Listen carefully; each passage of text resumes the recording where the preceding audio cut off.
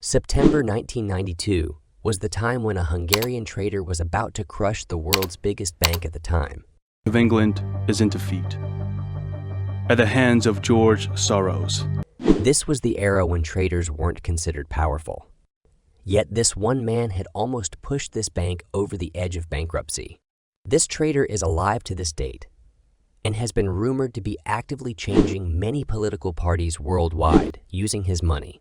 Some say that due to him trading some currencies so much, some of those currencies still haven't been able to recover, even after 40 years. Today, we'll learn about such a trader whose story is inspirational, motivational, and shocking too. Let's start with the story. Before building the context, let me tell you that we'll talk about George Soros today, who made 1 billion USD within a day through short-selling currencies. The story starts with an innocent child being born in Hungary in 1930. This was when the Nazis were dominant in that part of Europe under Hitler's leadership, and the whole demographic political scenario was chaos. During these times, as soon as a kid was capable of taking care of himself, he was either sent to the army or people just had to face the hardships of those times in general. But there was this one person who considered money and power to be everything in life, and this caused him to hunger for success. He knew only two ways of doing so, the first being education. This is how he got into the London School of Economics, cracked the exam, and studied there, which is still one of the most reputed institutions in the world. After graduating, he did flow trading, gained some experience, and worked with new people.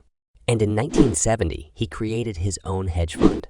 This was called the Quantum Fund, or Soros Fund, which started taking money from clients.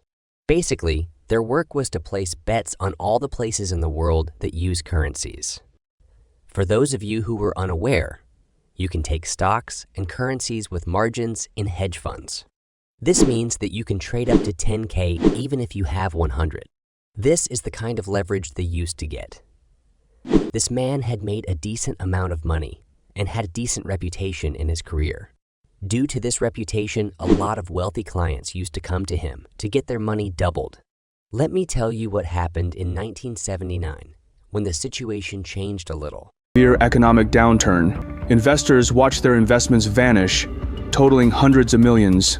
Due to the difference in fluctuations in currencies, it's difficult to set prices for trades. So, the world came up with a term called exchange rate mechanism, ERM. So the European nations decided to make a range for all the other currencies. This mechanism will help us predetermine and predict them. In this mission, all the countries will be helped by their national banks. This will be done by selling the currency if its price is going up and buying it if it's going too low. So the national banks were given the job to balance it all out. Everyone's business was running perfectly. The problem arose when England hit a recession and had to balance out the rising prices of USD to not be thrown out of the ERM. George Soros saw an opportunity in this situation, and he decided to sell it. For those of you who don't know, you can buy later what you have already sold.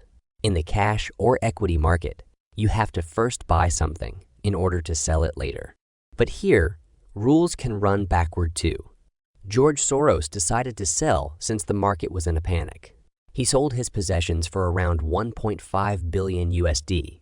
Besides this, the value of pounds didn't budge, which got him thinking deeply. But then, in September 1992, the German president mentioned discrepancies in the currencies. He didn't take any names because that would have created controversy. But this speech alone hinted at George Soros. So when he realized that the pound is faulty, it'll stay down if he's able to keep it there. Now he places a sell order of 10 billion USD. Due to this, panic selling started, and as a result, the Bank of England was buying pounds with huge margins. So by buying up the pound were so enormous. The situation is getting worse with every minute as they are getting close to bankruptcy.